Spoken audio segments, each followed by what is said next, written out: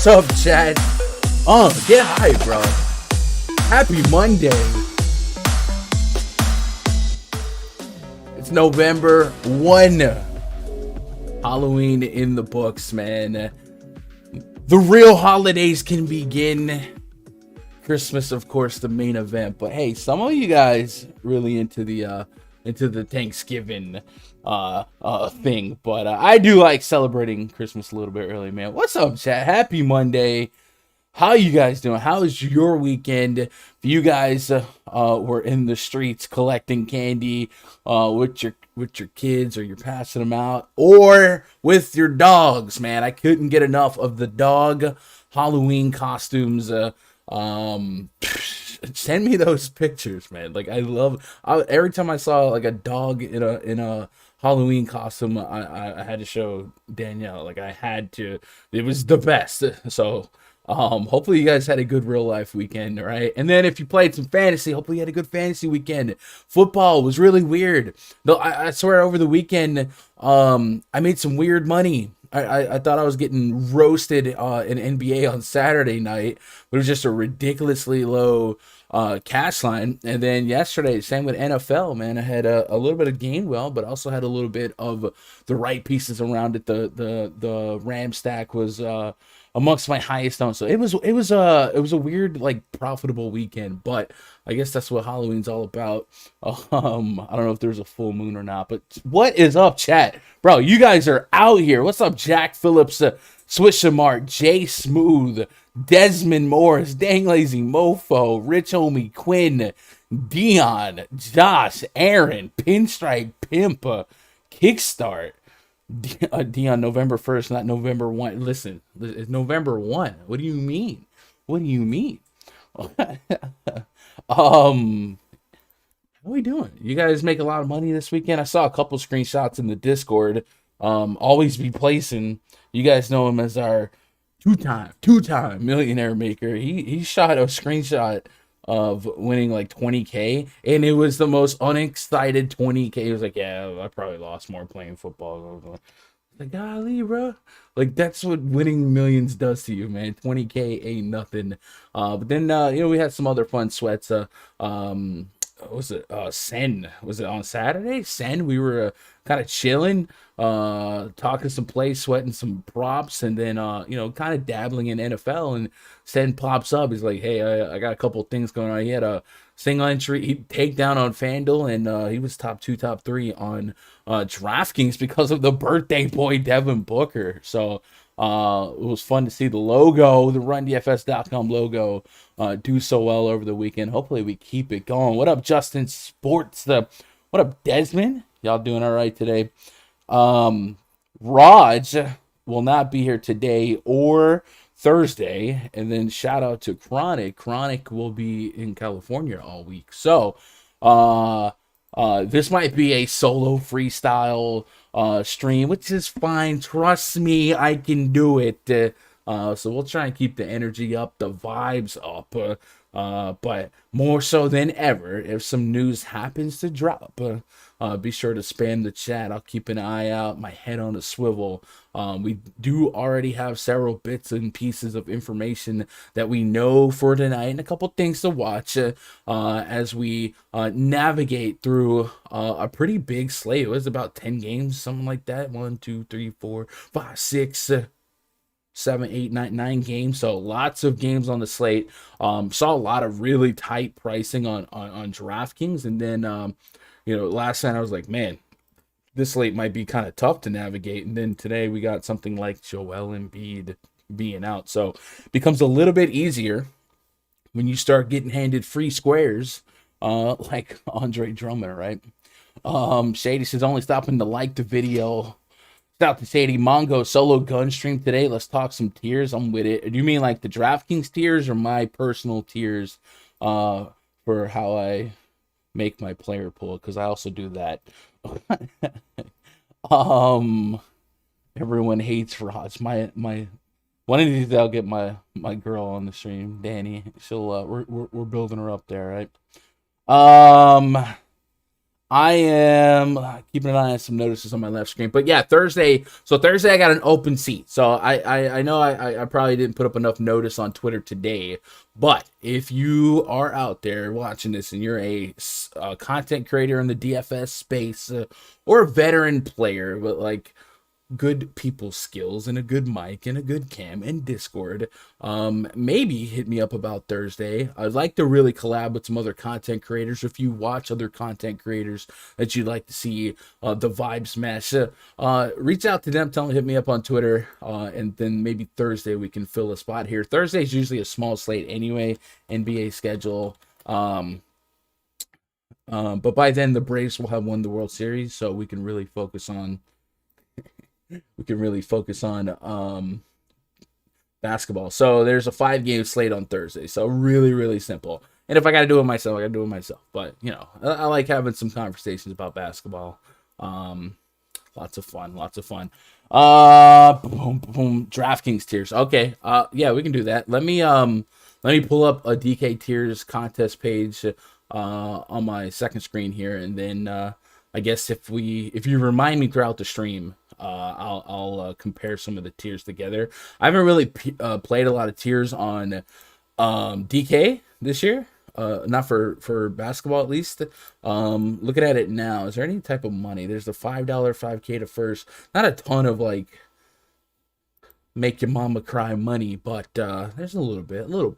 I do like contests like tiers, so I have a video halfway recorded about how to make DraftKings more profitable, and it didn't necessarily include tiers, but one of the concepts of making your entries more profitable, and really the biggest concept, is contest selection, and not necessarily just for the solid payout structures and the low rate contests, but also knowing the competition and knowing what the field may or may not know. And contests like tiers, contests like second half showdowns, even showdowns to an extent, they don't get as much national attention, national DFS mainstream media attention, and you can really find some edge there. And I've really seen some some bad ownerships, not only in like second half showdowns, but even in like turbo slates and stuff like that. Like all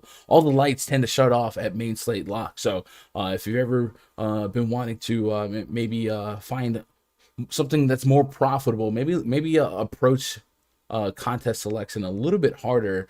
Yeah, you're gonna give up the big first place prizes, but man, ROI is what we play for, right? Profit is good. You can't go broke making a profit. What up, G Yali? Go Braves. Yes, do we still play Montrez with Gafford back? I would imagine his price is not going to be welcoming with Gafford back. Looking at the Wizards, let me pull up the rundfs.com NBA VIP spreadsheet. Wizards.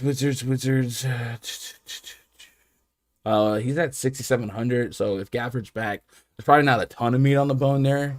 Yeah, you could have your obscure 30, 40 fantasy point game, but yeah, unlikely that I would be that enthralled by the thought of Montrezl Harrell. Let me make sure I got all my screens up. I feel like we do. Check that movie. Oh yeah, we did watch Halloween. Was it Halloween Kills last night? I'm not into scary movie those. I'm not. Chat. Last week on Thursday or Friday, we announced the official integrated partnership between RunDFS.com and Fantasy Cruncher. So, if you guys are looking to step your game up, start to multi-enter some contests, even tiers, and are looking to maybe automate your process and make it a lot more efficient, manage those lineups a lot better, Fantasy Cruncher is an incredible tool, probably the best coded tool out there to do that. They have contest support for everything. I've used this tool now for a couple months, ever since we started talking about this partnership. And once you really learn how to make this thing work, it's like a diesel truck, man. That sucker is really, really powerful. And I've used it to personally take down some of those second half showdown contests that we talked about. And I just use it to manage my 20, 50, 150 lineups. The late swap optimizer tool, really, really strong.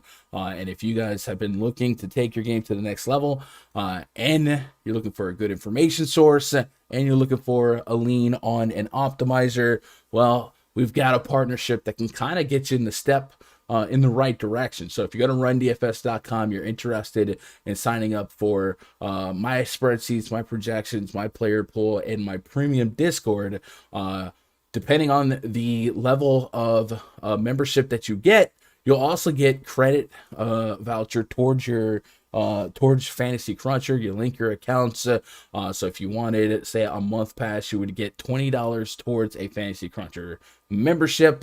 And if you didn't use it, if you got a week pass, something like that, and you didn't use it instantly, right away, they actually do stack up. So after a while, if that start weighing on you, be like, you know what, I could try it, and I could probably get it for free with all these stacked vouchers. So it's something that I love. I like this partnership quite a bit. It has added a lot of utility to the rundfs.com membership that was already discounted this year, and now even better, more bang for your buck. And then, of course, any membership in the rundfs.com website will get you access to the rundfs.com VIP Discord. We got millionaires, we got thousandaires, hundredaires, and we got people out here grinding the mini maxes in the quarter arcades. There are no egos. If you're balling on a budget, you're climbing that ladder, hey man, we out here wanting each other to be great. So if you haven't submerge yourself into a DFS community yet, I would recommend it. And if it ain't mine, I definitely recommend getting into a community. Iron sharpens iron, and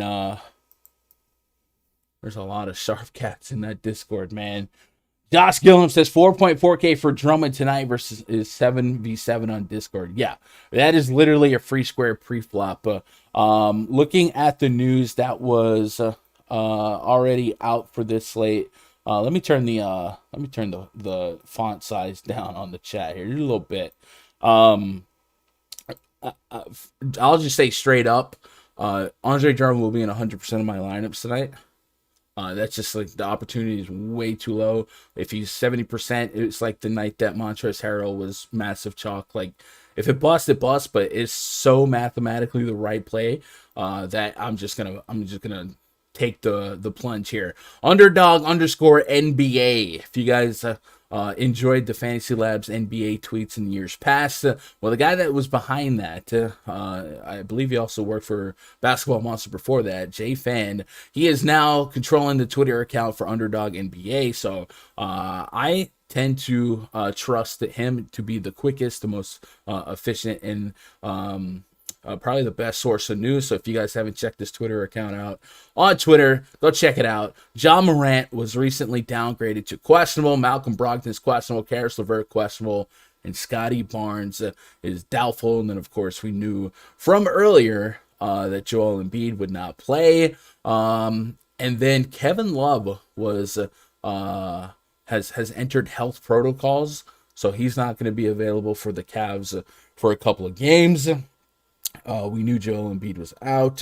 Gafford went through shooting around. If he's officially available to play, that would pull the string of floor of minutes for Montrezl Harrell, which his price is kind of overcorrected now for the games that Gafford was out. So that's what we're dealing with news-wise. Like I said, chat, if I miss something while I'm live freestyling these slates or these games, be sure to spam the chat, let me know, and then also let me know what your thoughts are, right? Let me know what you're thinking game to game. If you had any plays that you're really gravitating towards game to game, maybe drop a region or two. This is a fully interactive stream. Yeah, I don't have someone to bounce ideas off here, but I'll definitely be going through chat back and forth here.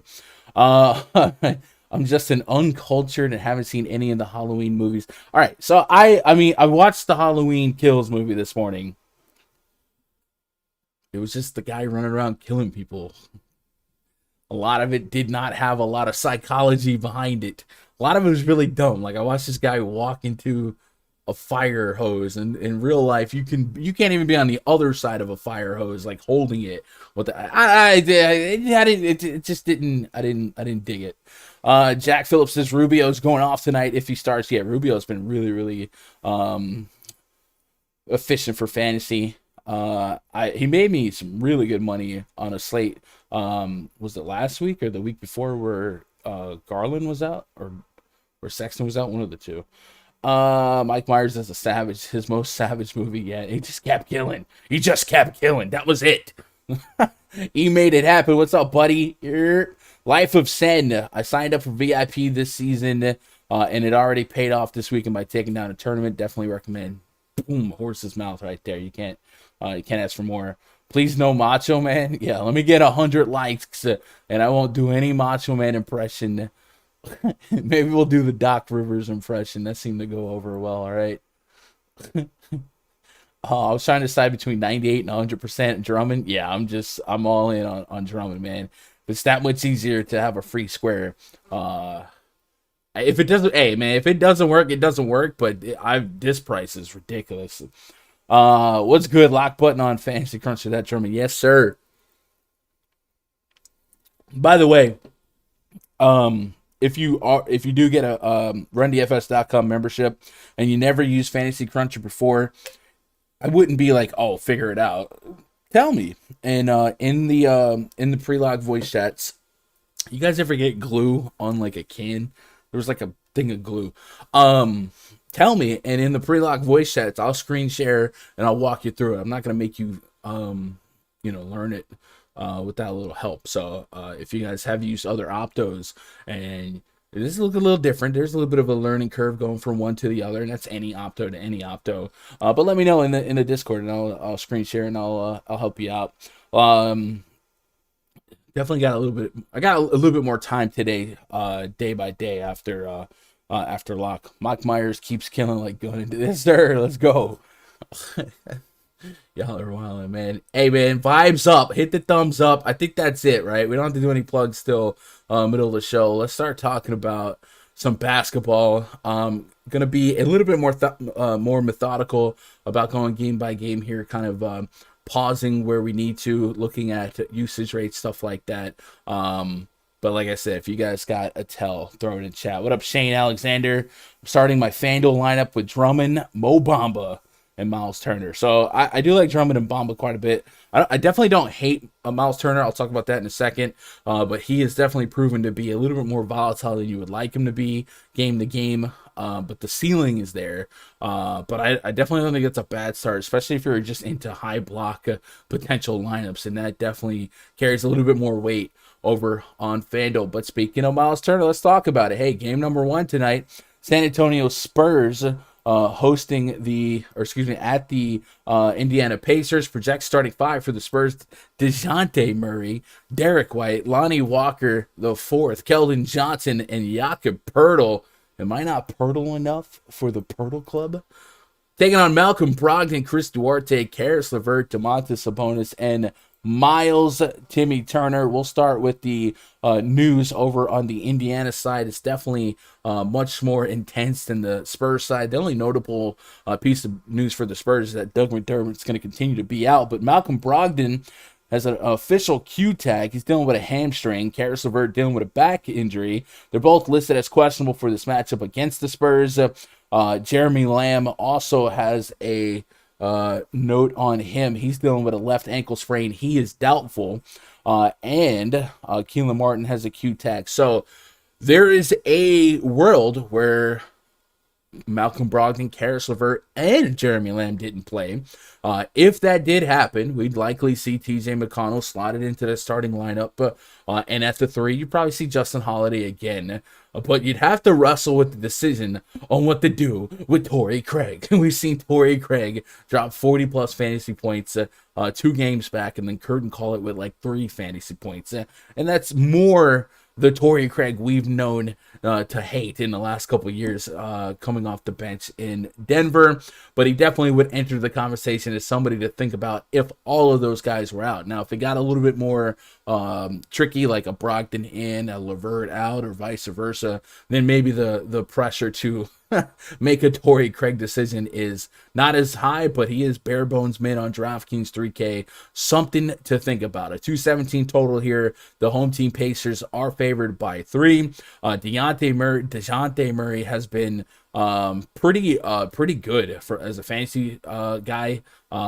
Triple double threat game to game, and unlike, last year, the minutes have been really, really good for him. 37, 36, 40, 34, a couple of overtime games sprinkled in there. But this isn't 28, 30 minutes of DeJounte Murray like we've seen in the past. And then the price has kind of caught up to him. But, hey, we might have a couple of value spots to open up a little bit less pressure on him to hit that 6-7x threshold, and we'd be okay with 5.5, 5.8. So I definitely would have DeJounte Murray in the player pool. If we go to the team metrics tab in the RunDFS.com NBA VIP spreadsheet, and we sort the league by defensive rating, defensive efficiency, so far Indiana has been bottom 10, 109 points per 100 possessions, a net rating of -4, and if you end up without a Brogdon, a LeVert even, definitely takes an even bigger hit for their defensive viability and probably their offensive viability as well. So I wouldn't hate some tier 3 shares of DeJounte Murray. Derek White, definitely somebody that can also sneak into the 30-plus fantasy point threshold, which is kind of what I want at the 6K price. So he would be in the conversation. And then Jakob Poeltl, I like the matchup, and I like the per-minute production for Jakob Poeltl. But like I said, if I've already locked in Andre Drummond, I got to really vet the rest of my centers. And this is going to be a slate that also has Nikola Jokic, Karl-Anthony Towns. There's some big beef at the center position. So I don't know that I get enough meat on the bone where the risk reward is there for Jakob Poeltl to be somebody that I make a priority. And then if those guys were out, the Brogdons, the LeVerts, Domantas Sabonis would be somebody that picks up an incredible amount of usage, plays an incredible amount of minutes, and he would be added to that list of high upside, high floor centers. So Jakob Poeltl just feels like he's going to fall through the cracks for me me. On the Pacer side, assuming everyone's in, I'm not that enthralled or captivated by anyone's individual price point. The two guys that would stick out on a median projection term, meaning they would hit their median projection and be okay for a lineup, is Chris Duarte and Miles Turner. I mentioned Miles Turner does bring a little bit of volatility with him. He is somebody that is a heavy block guy, and sometimes those blocks, they turn into fouls. You see 5 blocks against the Raptors, 2-3 blocks, and then when the blocks sometimes are a little bit closer to hitting skin than ball, you see 3 fouls, 5 fouls, 3 fouls, 4 fouls. So for the most part, though, if you can get 30 plus minutes out of Miles Turner, you're likely going to get 30 plus fantasy points, and he may pick up some scoring responsibility if we get a couple of these LeVerts and Brogdons out. TJ McConnell, typically thought of more of a pass first type of point guard, but in the game that he started without LeVert and without Malcolm Brogdon, he took 14 shots. So a little bit more than you really ever expect out of TJ McConnell. I think, closer to 8-9 shots is probably something I should anticipate if he's running point. But 14 shots is at least in the range of outcomes. He didn't hit a lot of them, but he is more of a peripheral pass first point guard historically, which is why I would be leaning towards getting to some Duarte, some Sabonis, and Miles Turner. Guys, do you guys have any plays from this game that you were gravitating towards pretty hard? Let me know. I think the bulk of this game and what we end up with this game is going to be contingent on the Pacers news. Luckily for us, it's the first game at lock, so we should have that information before having to click that opto button, and we won't have to go back and change a whole lot. Mike Myers is pretty versatile. Awesome power, Shrek. I did make that Shrek joke yesterday. They say Kobe listened to the Mike Myers theme before every game. Wow, Kobe different. I'll probably have minimal exposure to the Spurs and Pacers in 20 lineups. They're all priced up. We'll have to wait for Brock. Yeah, that's it for me. Quinn, who's going to be the Michael? Y'all are tripping. Loving Deontay tonight. Stop it. The Spurs Pacers game seems like it may be slower. Yeah. In terms of pacing, if we go to that team metrics chart, we also have pacing set up here. So they both have about around 100. So it's gonna be about league average in pace. It's not something I would run to or run away from. It's gonna be okay. But yeah, maybe without some of your more efficient scorers, potentially the Pacers try to play a little bit more methodical game of basketball. But Sabonis, I think Sabonis is a real question mark, and I would say this, chat, right now, if you knew that Malcolm Brogdon and Karis LeVert were out, is 10K Sabonis still something that feels overpriced? I'm on the fence about this one because we have seen him historically play ridiculous minutes. I clicked Brogdon and not Sabonis. We have seen him play really, really high minutes historically, and we know he'll pick up a ton of usage in the absence of one or the other. But it's 10.1K really, really a great price here. We're getting a lot of meat left on the bone. 40 plus fantasy points is almost a given, but how often is he going sicko mode at 10.1? We probably want no less than 50 fantasy points, and on a slate this big, we're probably going to want 60 plus out of our high-end guys. Jokic being on the slate, Paul George against the Lou Dort-less Oklahoma City Thunder, the Big Cat on the slate as well. Is there a world where Sabonis is a top 4 scorer on the slate just in total?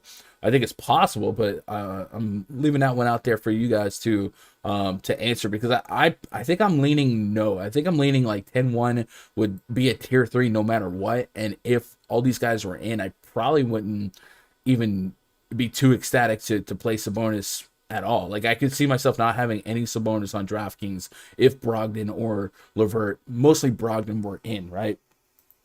Quinn says Sabonis on Fanduel, probably not DK. On DK, he'd need a huge double-double with stocks, maybe even triple-double. That's where I'm at. Sabonis has not been playing up to his potential. Should have had 60 plus these last 2 games without Brogdon. Yep, Ty Jerome with Dort doubtful. Come on, Randy, we're not playing Ty Jerome. I'm just kidding. That's interesting. Lou Dort, though, that defense was already ranked, one of the worst defenses in the league so far, and Lou Dort's definitely their best defender. So it may be a struggle to keep that one close. We'll see.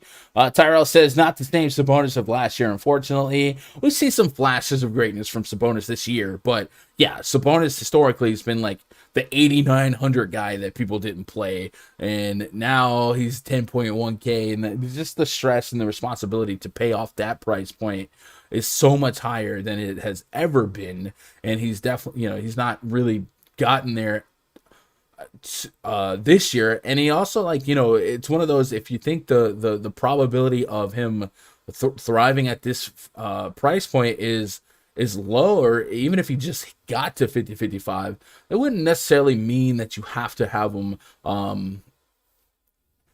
I guess the question is, does he have slate breaking potential at 10.1K against the Popovich Spurs? And just thinking about, like Giannis Antetokounmpo against the Spurs in the last couple of days, when Popovich can really key in defensively on your big and your guy that should be your highest usage guy, it may pull the ceiling down on your upside. So I would probably not get to Sabonis no matter what, and I probably wouldn't be super stoked on Brogdon on DK. Maybe a little bit, but not that excited. Same with LeVert. So I might be all out on the Pacers outside of some Duarte and some Turner, right? Put up Encore. All right, let's move on to the next game here. Portland Trailblazers at the Philadelphia 76ers. Project starting 5 for the Blazers: Damian Lillard, CJ McCollum, Norman Powell, Robert Covington, and Yusuf Nurkic. Taking on Tyrese Maxey, Seth Curry, Danny Green, Tobias Harris, and Andre the Giant Drummond. We got a 219 total, a 2-point spread in favor of the Philadelphia 76ers. The big news here is that Joel Embiid is out for this one. So we do have a modest total steal, something to run towards. Kind of crazy that the Sixers are still favorites here, but it might be just like it looks like more like the pick'em favorite where they give the bucket to the home court, the home team. But something to watch. Let's pull up the NBA Wowie on-off court tool from Add More Funds. If you guys haven't added this tool to your repertoire, I highly recommend it. Exclamation point, Add More Funds in the chat, and you will get yourself a link to go do it. The Wowie tool in itself is free, but there are some pretty cool paid perks as well. So what we're going to do is we're going to go to this tool. We're going to go back to the beginning of last year. We're going to take off Ben Simmons, and we're going to take off Joel Embiid. Now, there's a couple other moving pieces that would shake some of these numbers. Obviously, we're playing Andre Drummond, but I want to key in on what do we do with Tobias Harris. So Tobias Harris, since the beginning of last year, without Drummond or Embiid on the court, it's averaging almost 1.25 fantasy point on both sides, DraftKings and Fanduel. Decent chunk of minutes, 450 to be exact. He would be the instant guy that I think of if you told me today when I woke up that Joel Embiid is out and Ben Simmons is out. But kind of like the Sabonis situation, you do wonder if DraftKings left any meat on the bone at 9,100 against this Blazers against the Blazers. So another question for you guys, chat. Tobias Harris feels like a fine Fanduel play at 7,400. When we jack that price up, $1,700 on DK, where is your interest level? Are you guys getting here? My soft projections got me back to mid 40s, which again, great for FanDuel, nothing for DK. So are you guys buying into Tobias Harris today on DraftKings? Let me know. From a FanDuel perspective, yep, I'm about it. He'll probably be one of my higher owned forwards in both spots. And then Andre Drummond, absolutely free on DraftKings today. If you open up a DraftKings page, they really should look like this. Like, it should have come preloaded with Andre Drummond in the center spot, and you figure it out from there. At least that's the way I'm playing DFS tonight. Sometimes it's good chalk, sometimes they're bad chalk. 4,400 for a guy like Andre Drummond, that whether or not you think he's a good basketball player in real life, he's just an incredibly efficient fantasy player. So if we pump his minutes from, the 14, 18s to the 25s, even 20-minute projection at 4,400 here would probably make him a lock for me. But if we can, if we have to assign 30 of those Joel Embiid minutes somewhere, we give half of them to Andre Drummond, and then, sprinkle out the half everywhere else. Drummond's just a free square to me. So my soft projections actually spit back a ridiculous near 50 fantasy point projection on Fanduel and 45 on DK. So easily the lock of the slate. He should be the highest owned player on the slate, but that's just whatever. We're all preloaded with that one, and we move on from there.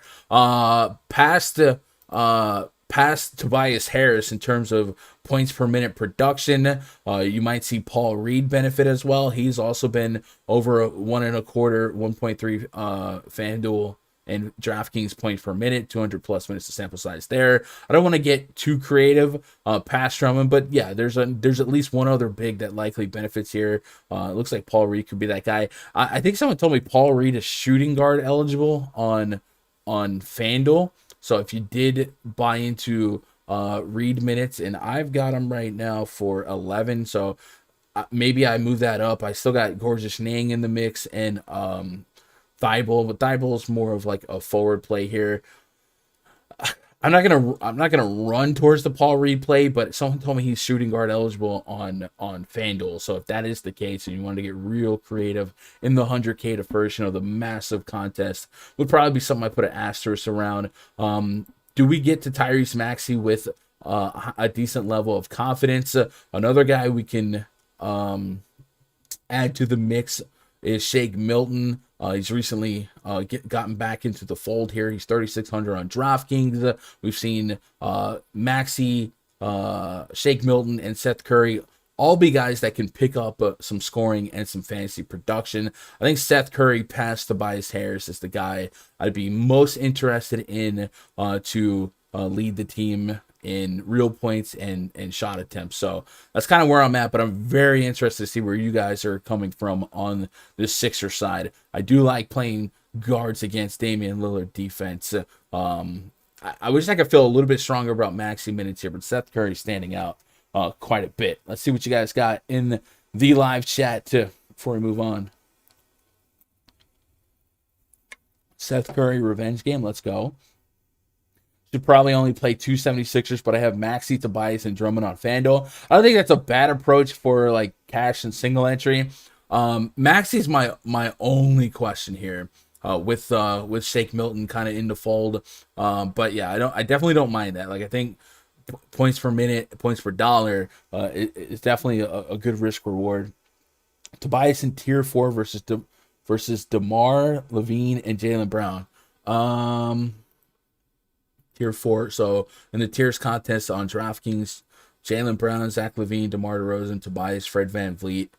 I think it would almost easily be Tobias Harris. So we're just going off a raw projection, and to kind of give you a peek into my projections here, let's see how high I got Tobias. Tobias, I've got him being 44 fantasy points, which is none of those other guys are above him in my soft projections for DK.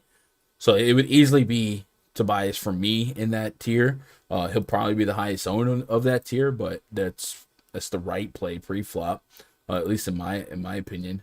Unless the Bulls and Celtics go to extras like every Celtics game seems to do. What up, John Galicia? Drummond and Shake, and move on with that. Pace up spot for Philly. I'm also looking at the ancillary Sixers pieces. Curry, Danny Green, Maxey with that. Blazers have been running a much higher pace than even I thought they were running. What up, Earth to Air? Reed is a 100K play. He had a 40 fantasy point game last year when he got opportunity. Yeah, exactly. 100K to first play and on FanDuel. He is a shooting guard. Why he's a shooting guard, I don't know. but he is. So if you like getting that stock potential, and you could almost still justify playing like Drummond and guys like that. Yeah, you can put him in the shooting guard spot. I don't think this guy's played guard in his life. But FanDuel is FanDuel, right? Harris sure ain't cheap. That's the thing. Harris, if you wanted to play Harris on the tiers, that's the right play. But at 9,100, he becomes at least a I don't know, a player to meditate on. How often does he drop 50 plus fantasy points? I don't think it's 0%. We talked about the pace for the Blazers. Some of you guys have mentioned that Rocco defense. I wouldn't quite run from that where we're at now, but yeah, sure, maybe Rocco does size up okay with Tobias Harris, but we just saw Miles Bridges do just fine matching up against Rocco. Miles Bridges had he shot 10 for 31. Okay, all right, maybe he didn't do great, but he shot 10 for 31 with 6 for 12 or 3 for 7 from 3, 9 assists. Miles Bridges is different. Looking at other comps that maybe have crossed up with Rocco lately, it's really not going to be fair because Paul George has a pair of matchups here in the last 5 for Portland and then Miles Bridges. So, I mean, if you still weight Rocco defense above average and you let that be the pushback at 9,100, that's fine. Like, I don't think that's a bad mindset to have. I think on FanDuel, I'll be in on it. DK, I'm probably gonna tier 3 just to say I got some, but if I feel like the field's overvaluing on DK in terms of ownership, maybe I'll walk back on it because I can live without like a 45, right? But I also like if right now I got him projected for about 45, like I wouldn't just not have a 45 point projection in my tier 3 pool. So yeah, let's talk about the Blazer side here. Damien Lillard still 8,300 on FanDuel, the low AKs versus his $1,300 different counterpart price on DraftKings. A soft projection of near 45 as well. That makes him a fine play for me pre-flop. McCollum's also in the mix. Damian Lillard's always going to be the guy at the top for me on the Blazers in terms of interest, just because of the price on FanDuel. On DK, I don't know how aggressive I would be in getting to any of the Blazers, but Lillard's my favorite. McCollum, I would get to a little bit. I wouldn't have a ton of overlap between the two, and I would have more Lillard than McCollum. Nurkic is the guy. If you guys can push this minute projection above 23, I have 23 right now. 25 is okay too. But if you can get that minute projection even higher, go for it. But like I said, one center spot spoken for with Andre Drummond for me, 100%. So I don't know that Nurkic makes the cut. I think the rest of my center exposure is going to be either some high-end guy like Jokic or maybe another diamond in the rough points per dollar guy that I can't look away from. So not prioritizing anything but Lillard on FanDuel from this game. If you're playing Tobias, you're running it back with the Blazer. This would have to be a shootout for Tobias to put up a tournament-winning score, in my opinion. I think that's a sharp take. What do you guys think about Trae Young? Blah, blah, blah. Trying to get them, blah, blah, blah. Blazer would be McCollum. You like McCollum? Yeah, I definitely think McCollum's success rate is high enough to have exposure to him. I tend to not have both of them. There has been nights where Lillard and McCollum have coexisted, but I tend to historically only go one way or the other. But I guess on FanDuel, if you combine them for $16,600, if you think you can get 90 fantasy points out of the two, even 100 plus, go for it. I'm leaning a little bit towards Damian Lillard. Lillard's averaging over 8 assists per game so far, raising his floor just a little bit. 8,300 is crazy. Yeah, it's low in my opinion. We've definitely played gleefully 10 plus K for Lillard. Digging back to last year, obviously Lillard had stretches without McCollum, without Nurkic, but with this defense kind of slacking here, their defensive rating is okay, 102.3. That's actually probably one of the better defensive metrics here. So that's even more pushback on I don't know.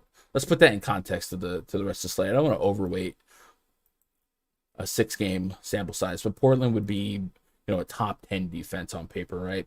I would also say in context to the Sixers, their team defensive efficiency took a huge dive last year without Embiid and Simmons on the court.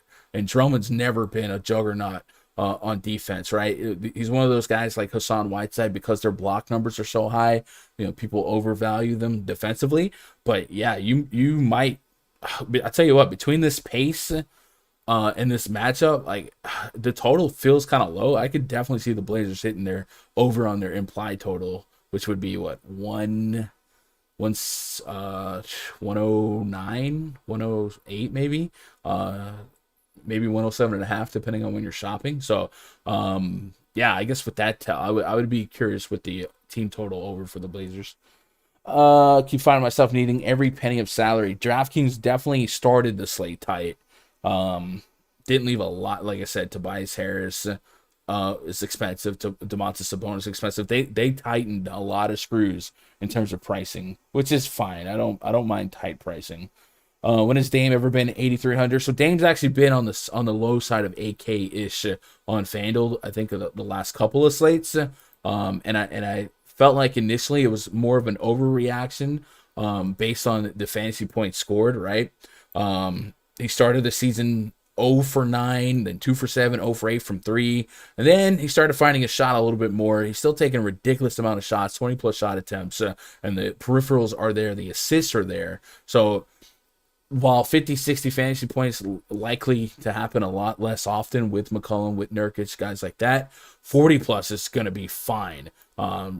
And FanDuel is just, they're daring you really to not get you a decent chunk of exposure of him, because I think he's a great play at 8,300, and the projections kind of agree here.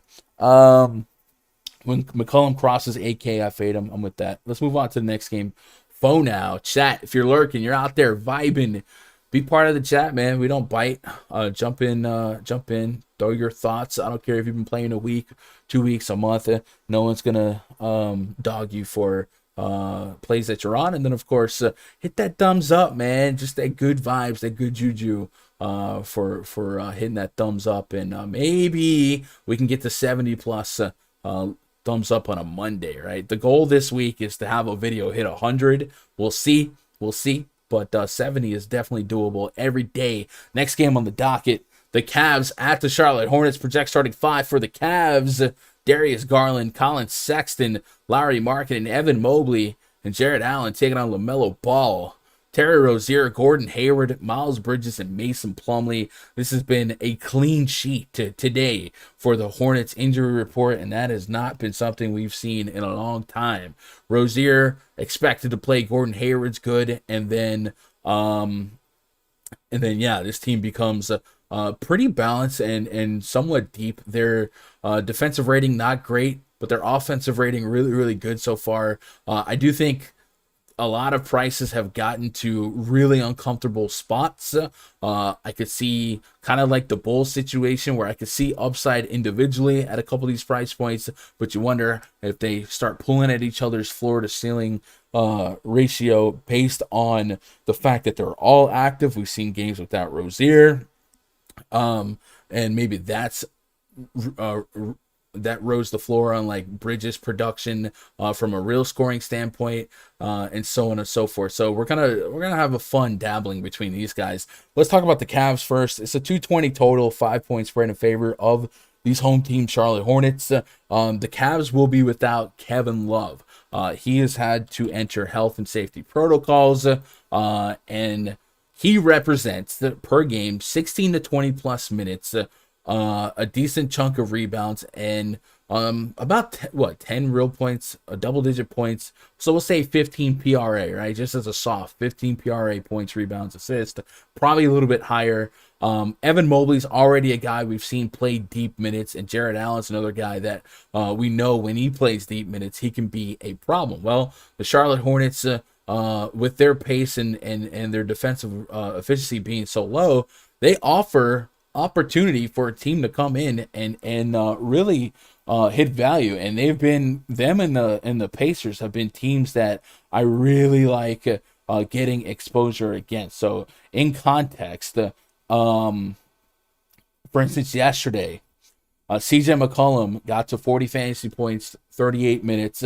Yusuf Nurkic played just 26 minutes, got to 37 fantasy points, and Damien Lillard was a point per minute in 38 minutes. So 3 of their starters got there. The game prior, Jimmy Butler and Bam Adebayo combined for almost 110 or how much 113 DraftKings fantasy points. The game prior, you look at the Orlando Magic, Mo Bamba, Wendell Carter, and Cole Anthony were all point per minute in well over 32, 33, 35 minutes. And then the game prior, they had that throwdown with the Celtics. Schroeder, Robert Williams, Jason Tatum, and Jaylen Brown all went bananas. I don't want to focus on their end results because of the ridiculous minutes they played with extras, but the point being, multiple players have been point per minute or greater in terms of production. That the Cavs coming into this game all under 7K, opening up 15 plus PRA. I'm interested in a maybe a quasi Cavs stack. My projections loves literally everyone for their price point, and I think the bulk of my interest is going to be on the front court between Evan Mobley, Jared Allen. Just because I know we've seen Mobley play just ridiculous minutes, and if those minutes coming from Kevin Love go somewhere, and some of them go to Mobley, we could see one of those 36 plus minute games. And then Jared Allen's an absolute monster. He does have 50 plus fantasy point upside at his price point today.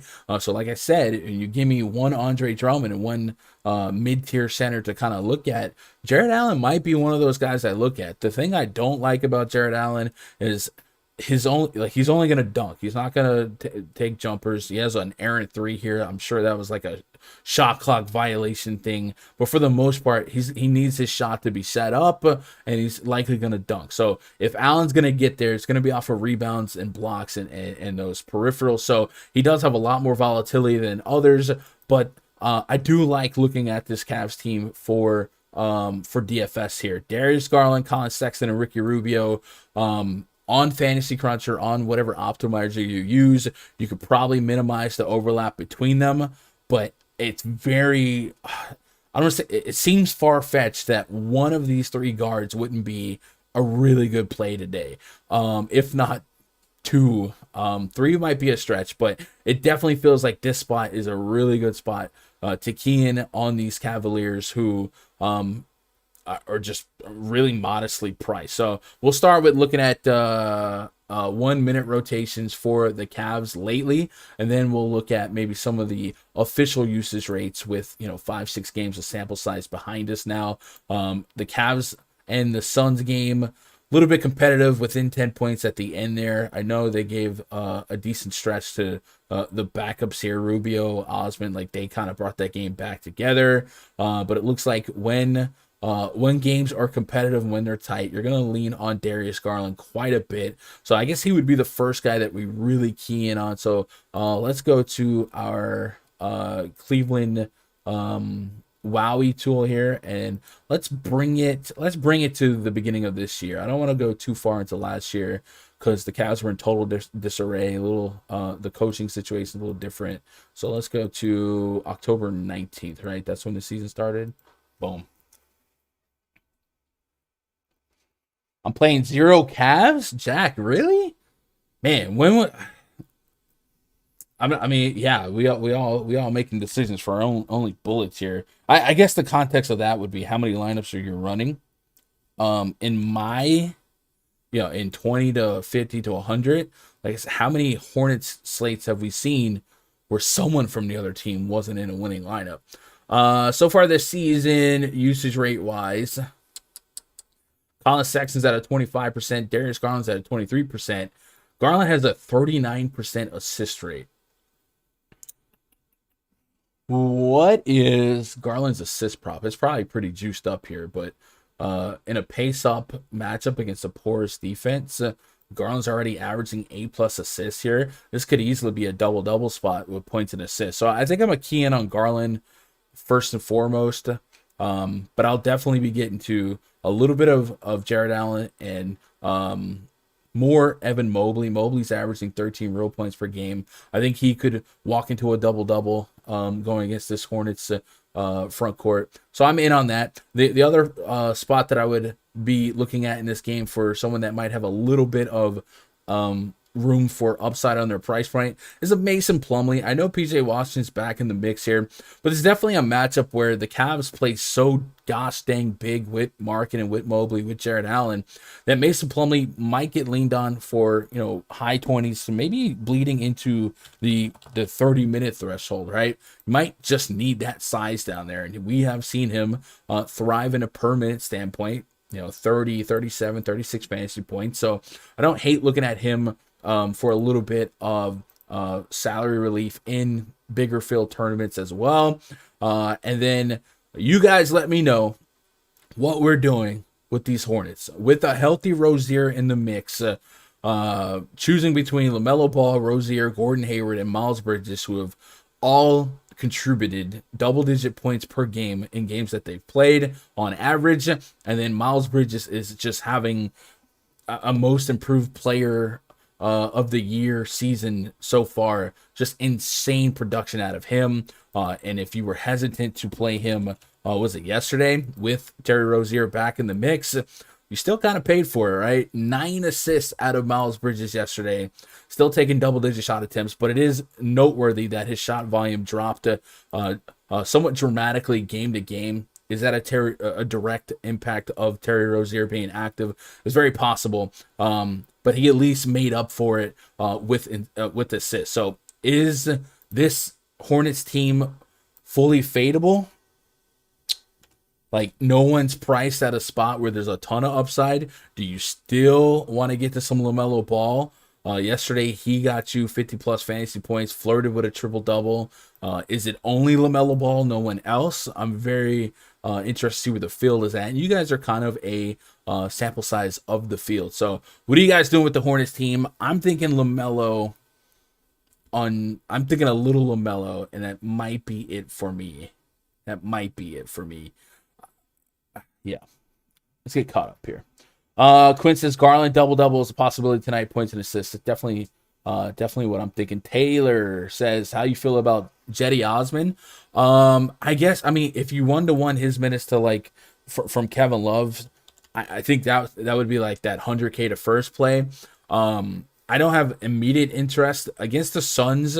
There was this weird stretch where the Suns, where the Cavs second string just came in and were being incredibly productive, and they got that game back into a puncher's chance. And it was like Rubio, Kevin Love, Jetty Osmond, guys like that.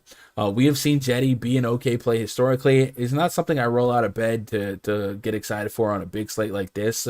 So I don't think I will have any Jetty Osmond in my player pool, but if you're trying to get that 100K to first and you're looking for that, sub 5%er, maybe he's a guy that could fill the role, because he's a little bit of a grinder out there. Suggs, a must play. Maybe. I haven't got to that game yet, but Suggs is definitely somebody that was projecting well for me. What up, Mitchell? Marcotte will run 50 and have 0 Cavs. That's fine. There are guys like Reggie Jackson, Gary Trent, Mo Bamba, John Collins, Drummond, OG that I like way more than the Cavs. Hey, I'm not trying to put you guys on the Cavs. I'm just here to look at the info, and the info so far has given us a lot of decent plays against the Hornets. And this is, even into last year, there's a couple teams that I like stacking against, and stacking's not something I get crazy for in NBA. With the Hornets, the Pacers, they've really been kind of a spread out porous defense, and when you can pick up the pace. I'm just saying, the Cavs got some thick plays pre-flop, and the projections like every single one of them. Obviously, in a realistic outcome, not the entire 5 is not going to be the nuts, but I will be firing off some Cavs into battle. I think Darius Garland's going to be the guy. I would say, I don't like Reggie Jackson more than Darius Garland. I probably like Bledsoe more than Reggie Jackson on his own team, right? Mobley, especially on Fanduel, yeah, I'm with that. Melo on Fanduel, LaMelo on Fanduel, I'm with that. 7,700, definitely some meat on the bone. LaMelo has been kind of getting you a minute ceiling, right? We would love 35-minute LaMelo Ball. There's been a couple of games where he's in big foul trouble, a couple of games where they opt to go with like Ish Smith because of game circumstances. So I do think points per dollar with a little bit of meat left on the bone, LaMelo Ball does offer me an okay price point with a softer landing, where even if he just got a little over 40 fantasy points, I wouldn't feel like it's the end of the world, right? Mongo says, I got to go soon. Can I get your take on tier 6 on DraftKings? I got you, Mongo. Tier 6. All right, so we got prolific rebounder Kyle Kuzma, Spencer Dinwiddie, Jakob Poeltl, SGA, OG Anunoby, Gordon Hayward, Reggie Jackson, and Karis LeVert. So I would probably be looking at Jakob Poeltl. Let's go look at the projections here. I like gravitating towards centers if I can help it. Trying to keep some of those names in mind. SGA comes in with a 40 fantasy point projection. SCA is one of those volatile plays. I guess without, I don't know. If that game stays, if any Thunder game stays close, it's because of like SGA and Josh Giddey going nuts. So for me, it would probably be between SGA and Jakob Poeltl. Coin flip those two. That's where I would be. Sexton would just be over-owned cash play only. At 5,900 on DK. Yeah, I don't know what the ownership projections are on a guy like Colin Sexton yet. I do want to say, like, I don't want to have three, like, I don't want Sexton, Rubio, and Garland in the same lineup. I'm going to stagger them. This is completely coming from a multi-lineup approach. Garland's my one, though. Garland's the guy that I like the most. I'm playing Garland at 59 on FanDuel. What about Curry over Garland on FanDuel? Seth Curry over Garland? So, is that real? I don't want to misspeak on ownership projections because I haven't looked yet, but is Seth Curry not already projected to be more owned than Darius Garland?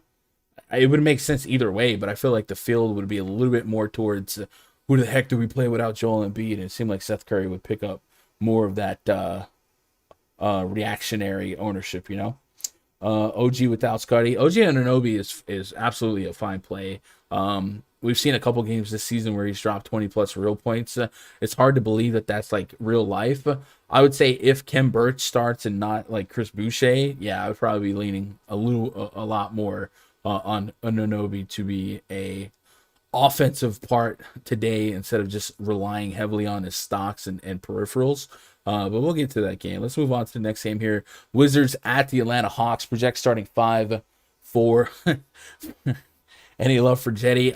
If you believe in him, you know, getting the minutes without Kevin Love and being productive, like I don't think I land on Jetty here, but like it's not a play that I think is astronomically like bad. I think he's a deep field tournament play at best, but there have been 30 plus fantasy point games out of Jetty.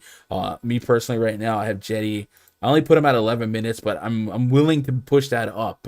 Like I said, I think in that Suns game, just circumstance where the bench and Rubio, like they were just vibing out, and Bickerstaff was like, all right, the bench is out here making this a game. Let's ride with it. If you think it's a 1-to-1, Kevin Love getting some of those minutes to Jetty Osmond and 3,900 or 4,500 is worth it, go for it. I don't have a high level of confidence in that statement to believe that. So like I'm not getting there, but like I understand why you guys are there. That can go either way. Like I'm willing to change that projection if I start you know, I'll look around, but I don't have any short interest in Jetty Osmond right now. Wizards at the Hawks. Project starting 5 for the Wizards. Spencer Dinwiddie, Bradley Beal, Kentavious Caldwell-Pope, Kyle Kuzma, and maybe Daniel Gafford. He's missed a couple games, but it looks like he could play. Up against the Hawks, Trae Young, Bogdan Bogdanovic, DeAndre Hunter, John Collins, and Clint Capella. I did not see any update on Daniel Gafford other than that he was warming up this morning. So if Gafford did play, it would immediately suppress the viability of Montrezl Harrell at 7,700 to be the play, right? Like there's no way I get to Montrezl on FanDuel. There's a world where you can still get your mid-30s at 6,700, but you would need a lot to go right. So I think I'm out on the Montrezl Harrell everything. The bulk of my interest from the Wizard side here would probably be Dinwiddie, Beal, and Kuzma, but I don't feel like I'm getting a massive deal at any of those price points. So Wizards might be a team that I just end up out on.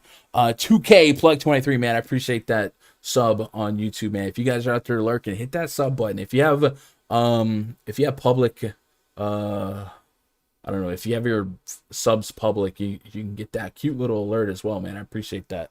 Any prize pick you like? We'll talk about prize picks in just a bit. Early on, I would say, what is Darius Garland's assist prop in this matchup, in this pace? With I'm a little bit intrigued in that. If it's at like 8.5, I probably wouldn't bet it, but that's one that kind of stuck out to go back and double check on. The Hawks. Trae Young is under 9K on Fanduel. That's an interesting price against this Wizards team. John Collins has been the main Hawk that I play slate to slate. It just feels like this Hawks team is very, very deep, very balanced, and the pricing is fine. But I do think John Collins, slate to slate, game to game, at under 7K will always be the guy I could see getting 40 plus. So he would be somebody I kind of gravitate towards. If I look at recent success or lack thereof of players against the Wizards, the path to the greatest success has been from these active power forwards: Al Horford, John Collins himself, and then of course there's Sabonis and KD, but Horford getting to 40 plus is encouraging as well. So I think John Collins is really just the start and end of my interest in the Hawks. Like Clint Capella on a different slate I could get to, but I think, like I said, Andre Drummond's really just going to clog up 100% of a center spot for me. So the other centers that I get to, especially the other center-only eligible players that I get to, would likely be the high-end guys. But give me some John Collins at 68. There's a little bit of a risk-reward room for upside still. Just dropped 48, going against Kyle Kuzma defense. Yep, I'm in on that. So Collins for me. You guys got any other tells here? Are you vibing with Trae Young? I don't hate, like, I wouldn't push back if you played Trae Young. I haven't had a high level of confidence in Trae Young slate to slate really since the beginning of last year for a fantasy perspective, but there's definitely 40 plus, even some 50s in his game log and in his game period, right? He can get you a double with points and assists. So I'm on the fence with him today. Like, I don't know if he's going to crack my lineups, but are you guys getting there on him? And if so, how much and how confident are you? Remember, there have also been games where Lou Williams was out. DeAndre Hunter's missed a game here and there. Like, there has been a much more clogged up injury report here. Danilo Gallinari's missed a couple of games. It just feels like this is the deepest the Hawks have been in almost years, right? If Gafford were to be out, Montrezl Harrell still feels like a tough pill to swallow on FanDuel. I can understand it. On DraftKings, still probably a softer landing. They're going to need his size likely, and this is the same matchup that Montrezl got to 50 plus. So I would get to DK price point on Montrezl Harrell if Gafford, if they held him out one more, right? Chicken nugget to appreciate the sub. Really like Kuzma tonight. Man, Kuzma is he the greatest rebounder of our generation, right? He's got some crazy rebound games, man. 17, it went to extras against Boston, 15 against Toronto. It's definitely picked up a little bit more responsibility. He has some good quotes out there on, him being able to play a new role with this team. It was easy to be soured on Kuzma for his box scores in LA last year, but he definitely has picked up quite a bit here, and even the steals and the stocks are there as well. So 7,300, I wouldn't push back on Kuzma. I would need 40 plus really to feel like he would make me live at the against the top of a tournament, but yeah, I get it. FanDuel is 6,900. That's a nice price, right? John Collins is a lock button for me. All right, Lorenzo, let's go. Twisted says, like Kuzma. Joseph said, just sub to. Yo, Joseph, appreciate that sub. Some of you guys may, by default not have subs public. That's fine too. If you let me know you sub in chat, we'll get the shout out, man. But now that you're sub, you can participate in chat and you can start throwing your ideas in, man. It's not, we're not here just for me, right? I like to hear your guys' thoughts on every game. What up, CEH? With Barnes out, with more usage for Vanvleet, would you take Vanvleet over Trae on FanDuel? That's an incredible question. Against the Knicks, yeah, over Trae Young. Definitely feel like the floor would be there, and then this could be one of those 40-minute VanVleet games where, like I said, with the Hawks being so deep, just that extra implied 5 minutes for VanVleet to Trae Young might be worth it here. So I would probably lean more towards the VanVleet than Trae 1v1 myself. So yes, great question, great 1v1. Like those are two players that are right there next to each other, neck and neck. Soft projection 45 on Trae Young, and then soft projection 46.7. So a 2-point swing there in favor of VanVleet. So yeah, I would lean VanVleet over Trae Young in a pure 1v1. Quinn says, I might have a sprinkle of cheap DeAndre Hunter. The Wizards don't scare me. I'll have minimal exposure to this game. All right. You like Capella? So the context of Capella is, one, is he going to play, over 30 minutes? More than likely, the answer is no. I got him at 25 right now. They seem to be really babysitting him. His season high is 29 minutes against the Pelicans. Against this Wizards team, he played 23. Yeah, it was a little lopsided. But I do feel, 7,400 on DK. It's not just no, but heck no, right? But on 6,400 Fanduel, I get it. He's a stock guy and gets you some blocks, maybe 10 plus points. But like I said, with this rotation being this deep, with Gallinari back there in their front court, they still got Gorgie Zhang. With Andre Drummond being the free square, like how do I get to much of these obscure fringe centers? And I think I just got to hit that axe on a couple of these guys, and Capella would be a guy that probably makes the chopping block here, and you got to cut him out. So I probably don't get the Capella, but that's in the context of that is I'm 100% Andre Drummond tonight, right? And if you disagree with that, then yeah, you would open up Capella. But if you don't disagree with that, you understand that, full disclosure, like you can't get to a bunch of other centers on either site if Drummond is literally clogging up 100%. And for me, that is absolutely the case. I'm just full sending Andre Drummond. So no Capella, right? Bradley Beal thoughts. 10K on Bradley Beal on DraftKings, 91 on FanDuel. 20, 30 real points. You probably need a 30 real point game here for him to have a shot at being the optimal guy. 10K on DK. I will say, if you're like me and you do like some of these lower tiered centers, that money naturally is going to open up some of those higher price guards, and this is not like a Curry, Westbrook, Slate, something like that.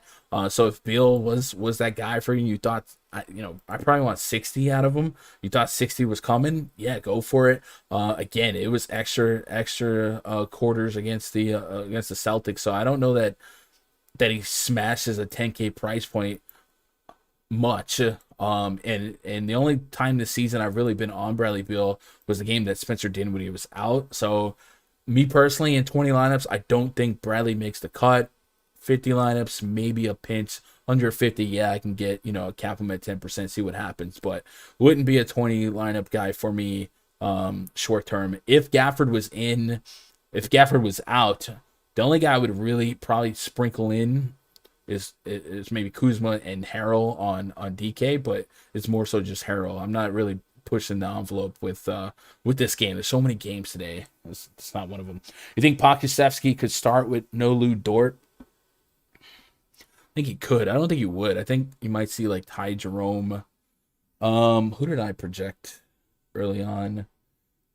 Let's go to OKC. I had Kenrich Williams as somebody that would start.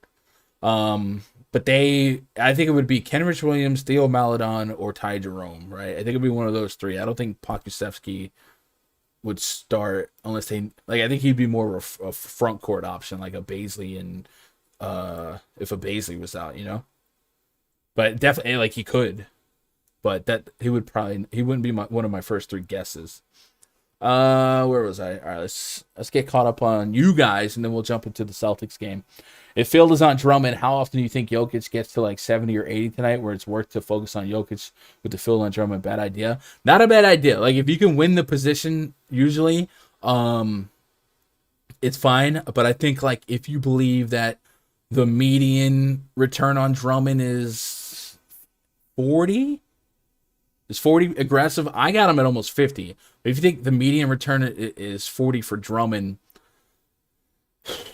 I guess on FanDuel this really is a really good exercise game theory wise, because neither one of these guys are multi-position eligible, and this is where we would find ourselves needing to win the position. But Jokic doesn't just need to win the position. At 11.2K, he needs to win the whole entire slate, right? He's got to probably drop 70. And he definitely can do that. But if I got 40 out of, a more than half the price of Montrezl Harrell, or not Montrezl Harrell, Andre Drummond. Why did I say Montrezl Harrell? Then I would feel like that gives me a higher likelihood to get the rest of the spots right than Jokic. If I got, you got a whole different wing and guard setup if you have Jokic versus Drummond, right? I just feel like the probability of that lineup having a higher floor with Drummond getting to 40 versus Jokic getting to 70 is probably leaning more towards Drummond to me. But I think that's an incredible game theory spot to be, because if you don't think Drummond's a 40, if you think he's just 30 on FanDuel, then all he's doing is hitting value, right? And I think if he's a 40% on 30 at 5,400, you can definitely zig while others are zagging. I'm definitely locking him at 4,400 on DK. I do think there's a little bit more pushback at 54, but I mean, this is a guy I was paying 8-9K for if you told me he was getting 30 minutes, right? And so I'm probably going to exercise that same approach on FanDuel, but I also think he would get a little less concentrated ownership just because we do have some Cat, we do have some Jokic, a couple other center only guys that make a case, right? Even I don't know. I'm trying to think of who would fill in a Jokic. I don't know. FanDuel players out there, chime in. Will you lock Button Drummond on FanDuel today? The reason I'm locking him on DK is I don't have to only choose between him and Jokic, right? I still got the util spot to play with, and he's 4,400, so he comes in about $1,000 cheaper. It's free. Like, it's free for me. But I guess on FanDuel, there's definitely a more legitimate discussion on his viability. So you guys let me know. FanDuel players, chime in. Would you fade Drummond on FanDuel? I probably wouldn't fade Drummond. I definitely wouldn't fade him. But I do think the pushback on locking him into 100% is there at that price. Because you could still win the position with the Cat, with the Jokic, with somebody else. But I wouldn't fade him. Absolutely not. Okay, Adine. Osmond and Boucher, same price on FanDuel. Who do you like more? Cedi Osmond versus Chris Boucher. I would probably be leaning Chris Boucher, but the thing with Boucher, man, in the last couple seasons, when it seems like Boucher has to get minutes, right? When there's no Siakam, when there's like no Marc Gasol, something like that, it hasn't always been the case. So there is some volatility in him, but per minute, like if you put the same minute projection on Cedi Osmond and Chris Boucher, even if it's 15 minutes, I'm always gonna go Chris Boucher. He's like a per minute beast. So probably Boucher if your minute projection is the same. But I think both those guys are still volatile, unfortunately, in terms of minute projections. Who would you run back Drummond if you're thinking guard stack? Run back Drummond. So the easiest run back for Drummond in that game is Damian Lillard. And FanDuel at 8,300 is that's dumb cheap. Like 40 plus is realistic if you think it stays close. I'm gonna go look this up, but when I set up the spreadsheet before I went live, they still had the Sixers favored by 2. And I don't know if I buy into it. Yeah, still got the Sixers favored by 2. So they were 6-point favorites. They moved to 2. The game total really didn't budge. Last year, without Ben Simmons and Embiid, like this team's defensive efficiency was not good, right? Ben Simmons, probably their best individual defender. Joel Embiid's an incredible defender. Any team, you take out their 2 best defenders, they go backwards. So it would definitely be running back with Damien Lillard versus Drummond on a Fanduel lineup. If you are trying to correlate directly, for sure, for me, Lillard, right? 5,400 mad cheap on 5,400 is still really cheap for Drummond because I would still be paying A+K, right? Desmond said this dude Gunn is the GOAT of DFA, man. I appreciate that. That's love, bro. That's love. Nurse doesn't play. Yeah. Gunn, why do you read my message to yourself before you say it? You're no fun. Well, when you wrote that message, I actually had to approve it. It wouldn't just go straight to chat. By the way, Dean, where you been? You been in county or something? We're 2 weeks into the season. This stuff, I feel like I haven't seen you other than like victory lapping in like season long chat, right? Drummond starting tonight, easiest lock-up player this year. Hopefully no foul trouble. Agreed with that, Mark, especially on DK. Like, there's no way I'm gonna have a DraftKings lineup without Andre Drummond. It's just not that case. I'm not running 150 tonight, boys. It's gonna be 20. Maybe I get to like 50 somewhere, but I'm not gonna run 150. But I will say, if I ran 150, I would still wrestle with the thought of 100% Drummond. Do you have more Tobias or Seth? I don't have. I haven't crunched any lineups, so I'm not gonna like be one of those guys that pretends. I would say that price wise on FanDuel, I would have more Tobias Harris just because he fits a little bit more as a he's multi-position, right?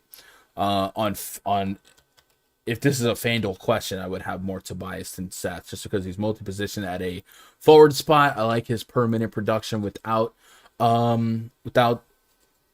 Embiid and Ben since the beginning of last year. Seth Curry is fine price wise, but as a guy that's going to probably need 20 plus real points, which he can get.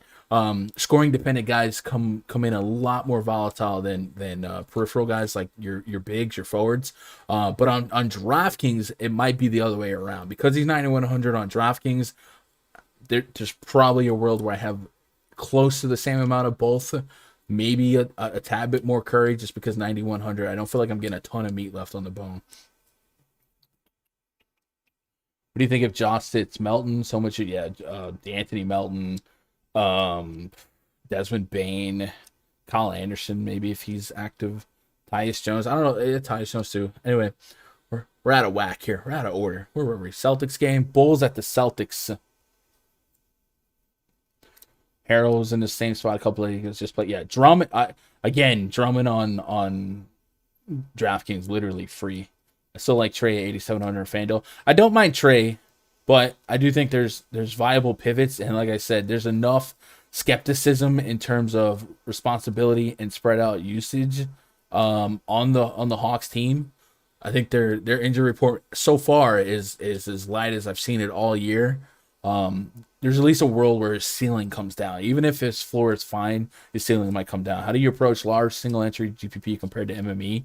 So single entry GPP, I would guess I would ask, define large. Like how many people in the tournament would you consider large? Because some single entries I'm in are 1,200 entry field, and some 5,000. If you're in like 10,000 above, it would still be pretty similar to like a cash lineup, but I probably maybe 2v2, 3v3 some spots.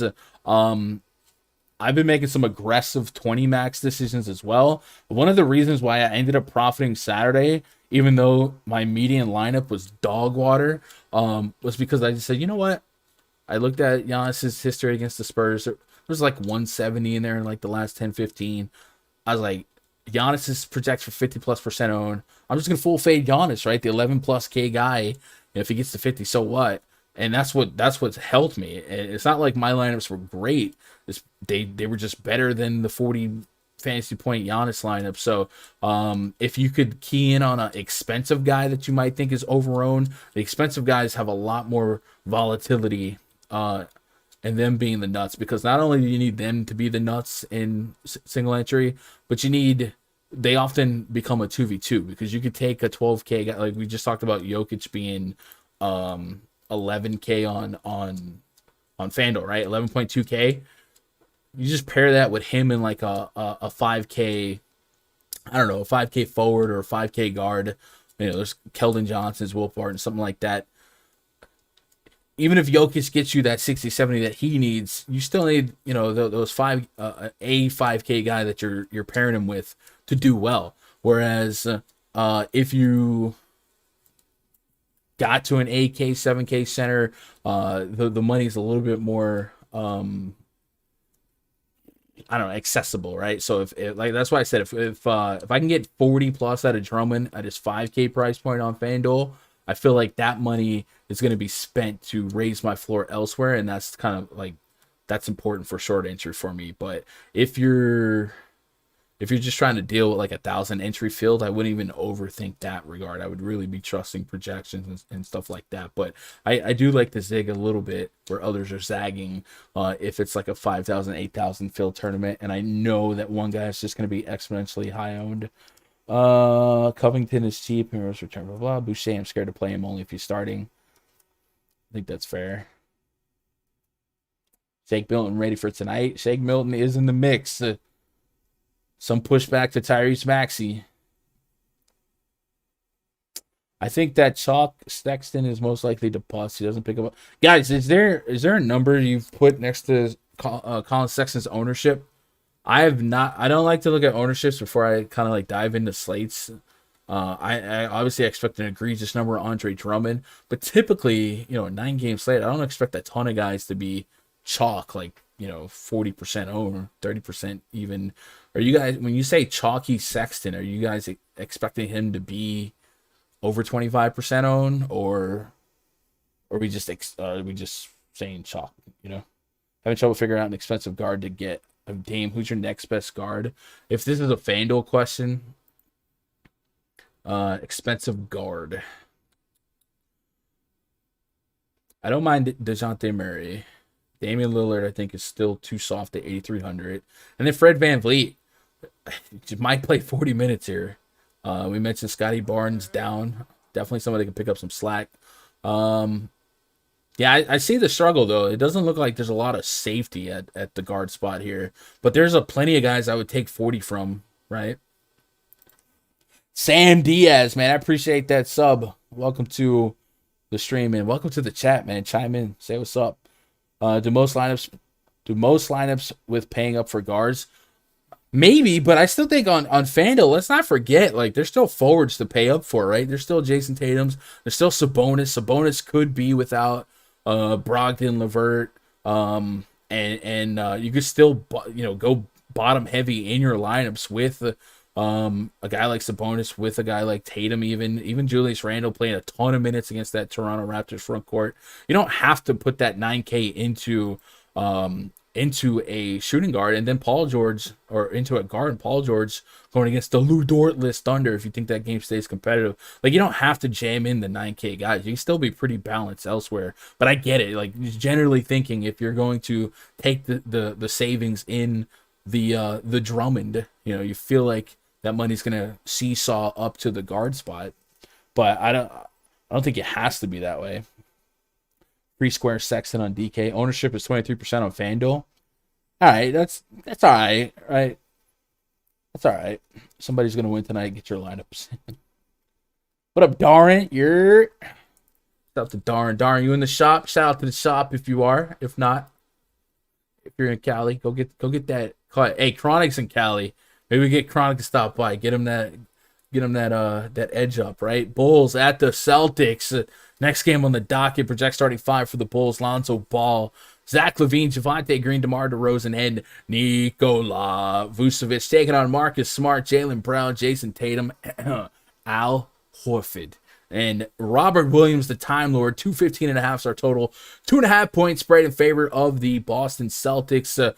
Pretty clean sheet injury-wise. Nothing different other than Patrick Williams being out. Kobe White hasn't played yet. And the Celtics are pretty healthy for the most part. Al Horford, 6,500 on DraftKings. So Looking at our team metrics tab in the RunDFS.com NBA VIP spreadsheet, throughout our young season so far, one thing about the Bulls that you should probably be pretty cognitive of is the fact their rebounding rates are abysmal. The lowest offensive rebounding rate in basketball and the bottom 5 in defensive rebound rate. So if you can go out there and get a couple of guys that might be able to benefit from extra rebounds, extra peripherals, go for it. Looking at the Celtics front court, what if I told you that Al Horford's averaging over 10 rebounds per game so far?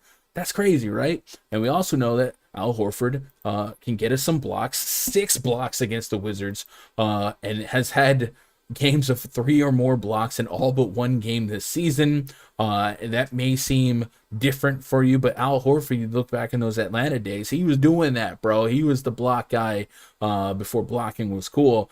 So lots of stock potential for Al Horford, but more importantly, lots of rebound potential. He's gotten you double digits. Yeah, 41 minutes, a little bit much, that overtime game. Maybe these are a little bit anomalic, but at over 6K, I can live with 30 plus fantasy points as a range of outcome. And on my soft projections here, I got him at right about 30 fantasy points on both sites. I think on DK, he's a little bit more intriguing, but if you believe in the stocks, 7,600 for Horford against his Bulls front court, I can get behind that just a little bit.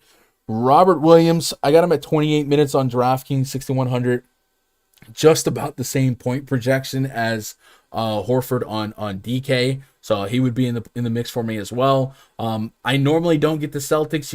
My stance on the Celtics here, I haven't really been there, but man, they have been playing some really down to the wire games here, and this is another game, 2.5 point spread. This could come down to the final couple of possessions here, and you might get big minutes, big usage consistently from Jason Tatum and Jaylen Brown. So I would be a little bit more interested in that tandem today.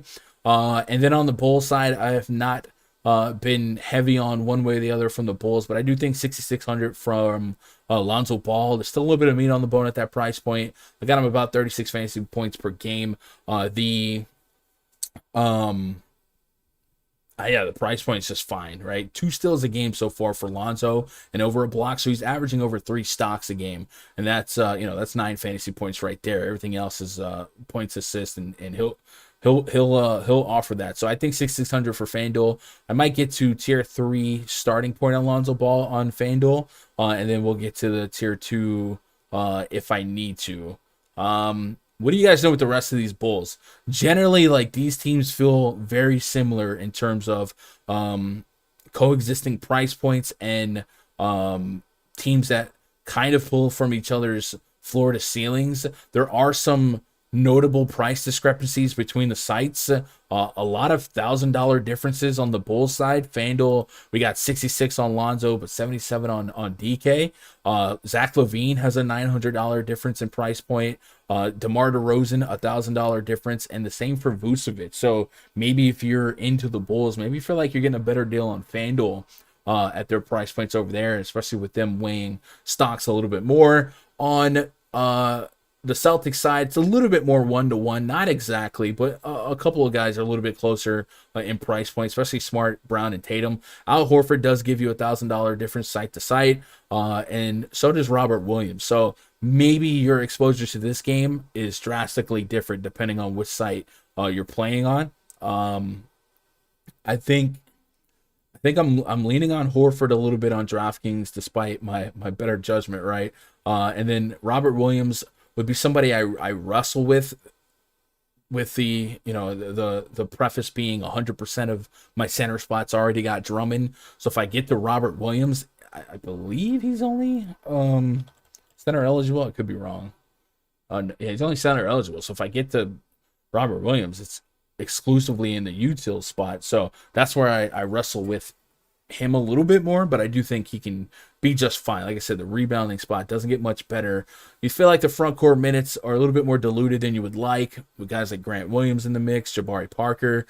Some games he's getting run. So no high level of confidence really from anyone in this game, but on those front court takes. But I'm curious to see what you guys are at. I guess the most The guy I'm most curious about is you Fanduel players. What are you doing with Lonzo Ball at 6,600? I feel like that's something I would get to aggressively, right? Game of the night right here, says Desmond. Let's go. Buffet Line Boy, AK Jokic, a tank. Yeah, Jokic is insane. Like Horford and Time Lord, they might get low owned. I think Robert Williams could drop. I think Horford being multi-position eligible, at least on DraftKings, I think people were there. Shane Alexander just talked me off of DeRozan. When he shoots it, it goes in. DeMar DeRozan, man. Power forward, DeMar DeRozan. How does that feel? He's 8,600, right? You got to have 40 plus.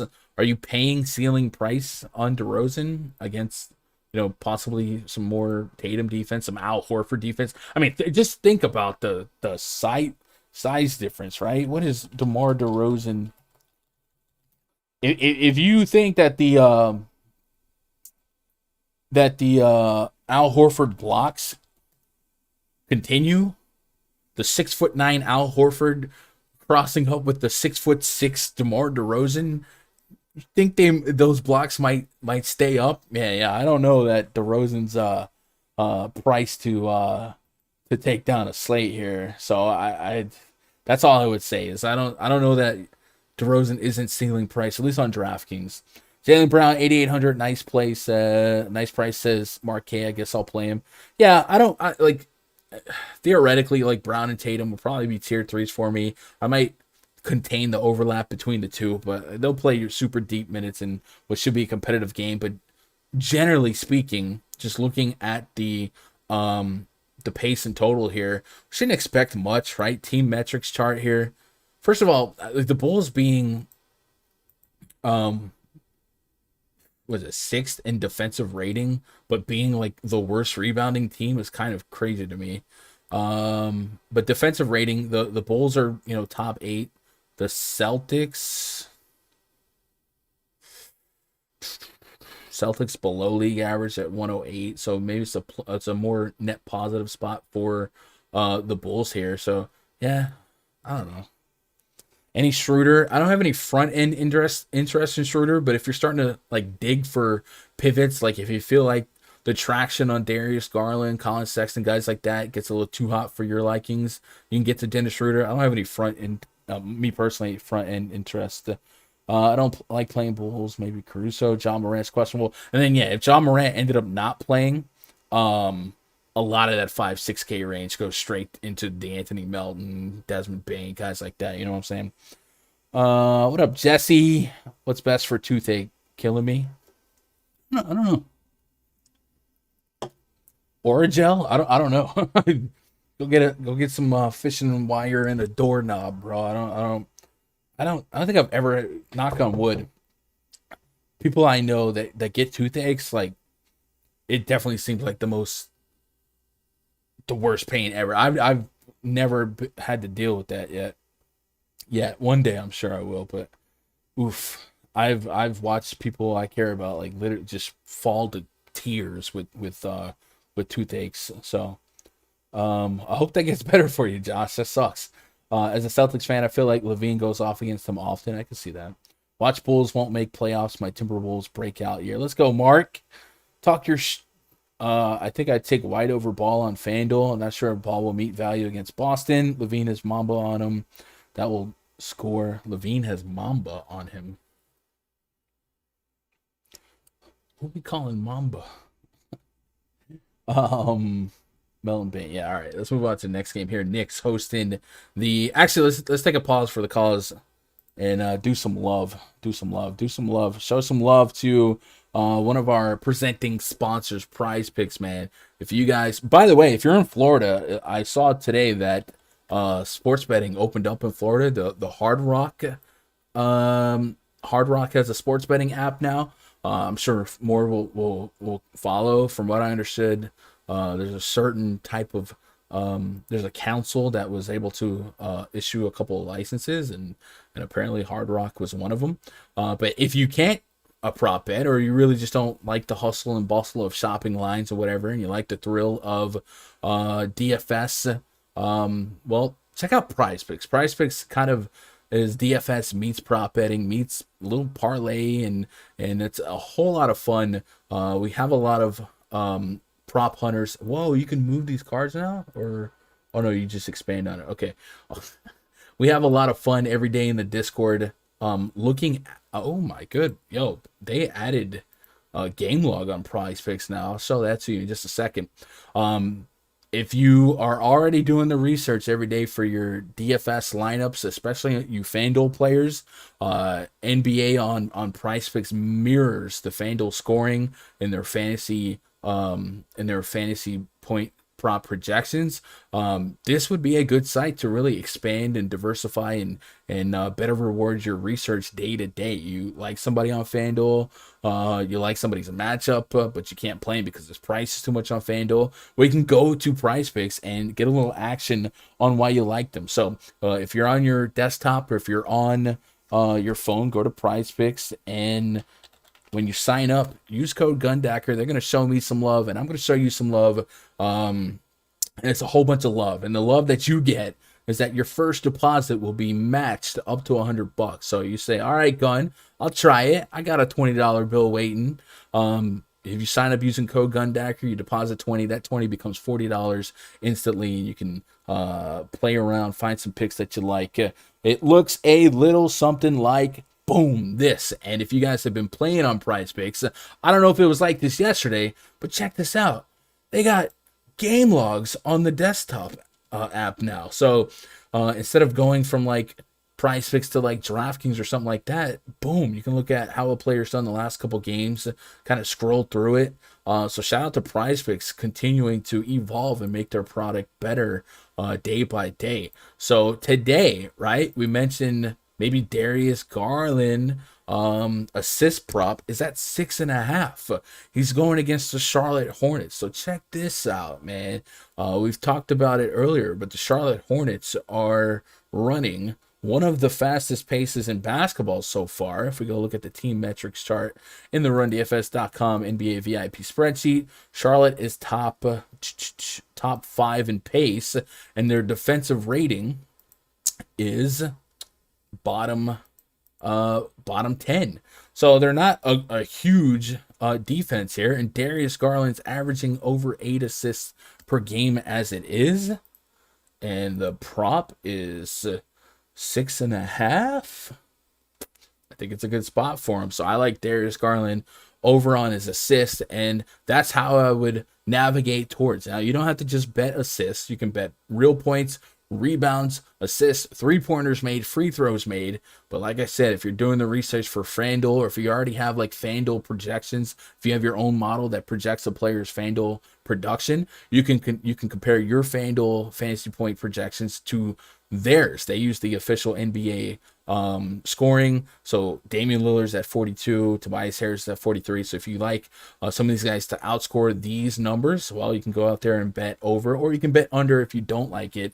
It's a lot of fun. So check that out. It's a good way to play and diversify your daily spend. And if you're like me, sometimes you spend more time contest shopping, seeing who's in your contest. Is the homie Osmo in there? Do I got to worry about his 100, 150 lineups? No worries about that on PrizePicks. It's just you versus the projection. Sit back, watch the game, and enjoy your Black Cherry Vanilla Bang. So go check that out. If you guys have any PrizePicks plays, drop them in chat. And then if you're in the RunDFS.com VIP Discord, we usually spend about the first hour looking for props. So it's a lot of fun, right? What up, Joseph C? Shane says Washington too. Yep. Gun loves Garland tonight. Got me thinking, man, maybe I'm too much on. Yeah. What up, Mark? Proud of you, Gun. You got some sponsorship on your show, man. Yeah, we out here doing big things. That's it. Yeah. We'll do the RunDFS.com plug in a minute. Where are we at on games? We got a couple games. Jeez, I gotta speed it up, boys. I'm out here slacking. Nah, I don't got that many games. What game are we on? We did the Celtics game. So Toronto Raptors at the New York Knicks. Next game on the docket. Fred VanVleet, Gary Trent Jr., OG Anunoby, Kem Birch, and Precious Achua up against Kemba Walker, Evan Fournier, RJ Barrett, Julius Randle, and Mitchell Robinson, 208.5 star total, 7-point spread in favor of the home team, New York Knicks. On the Raptors side, we know Scotty Barnes doubtful for this one, so that is going to open up a little bit more opportunity usage-wise for some of these other starters. I think Vanvleet, OG Anunoby, the first two guys I'm most interested in. But if you thought those front court minutes opened up enough for Kem Birch, or more interestingly, Chris Boucher, definitely some soft prices here. Chris Boucher is one of those guys historically that if you get him minutes, kind of like a Montrezl Harrell, kind of like an Enes Kanter, somebody like that, per minute, he's insanely productive. So Chris Boucher, DKP by game log. Let's go last, 20 games. We'll say with 20 minutes. Let's see if StatMuse can help us out here. By the way, StatMuse, incredible tool. So in his last 4 games with over 20 minutes of work, he's gotten us over 26 fantasy points per game, even some 50 bombs in there. Yes, we are worried about him actually getting run, but there's at least a path to justifying his minutes today, if I can go old Bush on him. So I don't mind looking at him. I actually got him about a 25 fantasy point projection right now, and at 4K flat on DraftKings, you think about putting him and Andre Drummond together, and if you were able to get the median projection, even the ceiling projection, you would be just at a ridiculous starting point. The other guy that we've talked about a little bit so far is Fred VanVleet. I got massive minutes on him going against this Knicks team. The Knicks have played down in pace, and their defensive rating is not great, not terrible though. Where has been the softest spot against the Knicks? It's been forward and point guard. So maybe maybe I can get to VanVleet a little bit more than I would expect to, just because of how much salary I'm saving in the front court. So VanVleet, I got him for 38 minutes right now. We've also mentioned OG Anunoby. The wings against the Knicks have been doing okay. He's averaging 18 real points per game so far. That's going to lead the active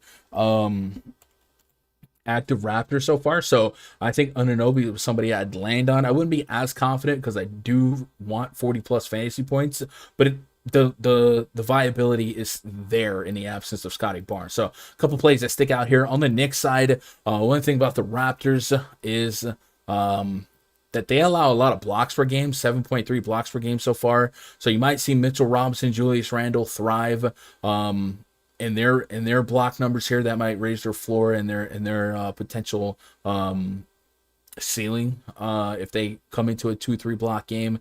Julius Randle is another guy that's going to be heavy minutes on Fanduel and DraftKings. If you are saving that money at the center spot and you don't feel obligated to put it at the top end point guard spot, and maybe Domantas Sabonis a little bit out of your reach, Julius Randle could drop high 40s and 50 plus as well. Normally I'm not getting to Knicks too aggressively, but Julius Randle would be somebody that makes my short list of guys I'm interested. So if I had to put a couple names down, VanVleet, Anunoby, Julius Randle, and then if I had to go a little bit below that, I would like some Boucher exposure, and then Mitchell Robinson if I was going to get cute, right? What up, Justin Sports? What's the way to win 100K tonight? Man, I'm trying to figure it out, bro. Play Milton, Caruso, Kemba, SCA. Yep. Didn't wake up this morning for the slate to be held hostage by Luke Kennard. Gary Trent is the man. Hey, Trent's been doing better than I thought he was, but I still don't feel like he's a priority play for me. Guys play at least 4 values per lineup on DK, and you can pay up. Studs and scrubs, man. This is how we get by for sure. Moving on to the next game here, Minnesota Timberwolves hosting the Orlando Magic. Project starting 5 for the Magic: Cole Anthony, Jalen Suggs, Franz Wagner, Wendell Carter Jr., Mo Bamba taking on D'Angelo Russell, Anthony Edwards, Jaden McDaniels, Jared Vanderbilt, and Karl Anthony Towns, the big cat, Ernie Ladd. You guys want to see? I don't want to say statistical anomaly, but the Orlando Magic. There's some numbers that usually don't match up here. Orlando Magic have the second slowest pace in the league right now, behind just the Philadelphia 76ers, followed by the worst defensive efficiency, meaning they're allowing 116 points per 100 possessions right now. Usually the slow-paced teams have good defensive numbers and And that's not the case here. It's so wild to see it. And because of their pace, oftentimes they're going to be attached to games that have a low total. We've seen 216, 208, stuff like that. And because of the low total and the low pace, we're not processed to jam in guys against this team because it's less implied possessions. But they're that bad on defense that we have seen teams thrive against the Magic. So I have personally been making sure that I don't have more than 2 guys from a team against the Magic. And really, I don't like to have more than 2 guys from a team on a big slate anyway.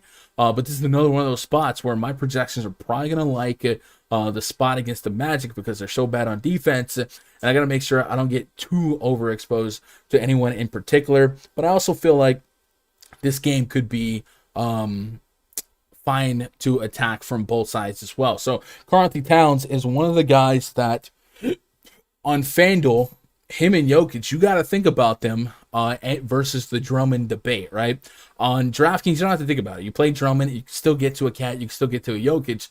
But on Fanduel, because Jokic and Drummond and Cat are center only, you kind of have to choose between the 3. And that's why I said the debate on Drummond is a much more active discussion on Fanduel than it is on DK. So wrestle with that, but I do think I'm going to have some exposure to Cat on DK. I got him knocking on the door 50 fantasy points. Going against the Magic, I'm in it. The Magic are just they're just bad, right? Anthony Edwards and D'Angelo Russell, the other 2 guys I would wrestle with. I think their floor to ceiling volatility kind of poke at each other, but I'm going to have exposure to both. And then the Magic introduce a couple players I'm in on. I think Jalen Suggs is a guy that might fall to the wayside in projection and ownership projection versus guys like Darius Garland, potentially guys like Anthony Melton, Desmond Bane, a couple of those 5K guys, Colin Sexton. And he could be at a pivot point. Maybe if you had some lineups that were dead, or that you feel like are dead because somebody that you were in on that the field is under busted, hey, maybe you move a D'Anthony Melton to a Jalen Suggs, something like that. And then Cole Anthony, 7K-ish on both sides. I think the guy that stands out the most for me are going to be Wendell Carter and Mo Bamba.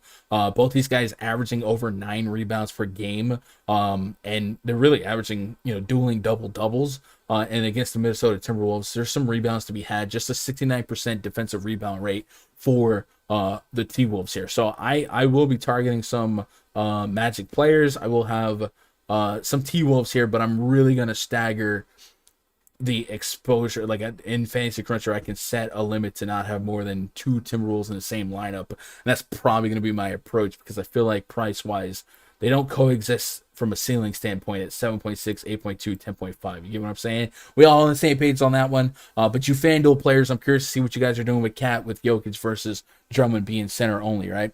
Mix and match around the front, blah, blah, blah, blah, blah, blah, blah. Gary Trent going off with that. Beasley could actually play 25 minutes tonight. Malik Beasley, I got him about 25 minutes. And yeah, it would be a fine matchup for sure.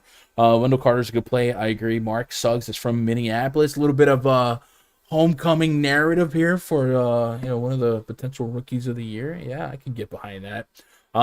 2 games left on the docket, 3:51. Take a pause for the cause, guys. Immediately following this stream, I'll be in the RunDFS.com VIP Discord, which looks a little something like this, and I'll be chilling in this voice chat right here.